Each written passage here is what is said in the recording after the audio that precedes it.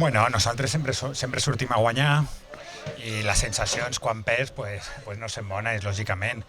Jo crec que la primera part no hem estat gens bé, no hem sortit molt gens connectats al partit, hem sortit molt apagats, ens ha costat molt ficar-nos dins el partit i quan ens hem volgut ficar i quan hem volgut remar ja anàvem perdent i sempre és difícil.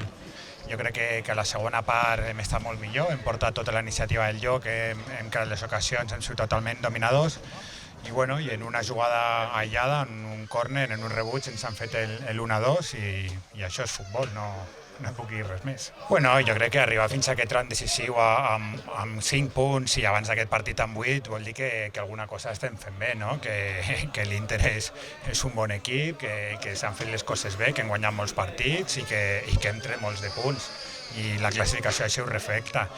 Que hi ha dubtes? No, jo crec que no hi ha dubtes. L'equip sap al que juga, l'equip vol ser dominador, l'equip vol tratar bé la pilota, vol buscar la porteria contrària i a vegades hi ha partits que no surt de tot bé o surts una mica més desconnectat o una mica més de potser de relaxació i després costa ficar-se al partit.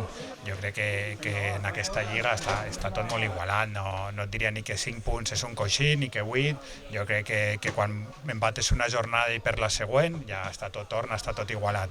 Jo crec que l'Inter és un equip que ha apostat molt pel futbol andorrà els últims anys, està fent les coses molt bé i poder ser partícipe d'això, la veritat que és una alegria.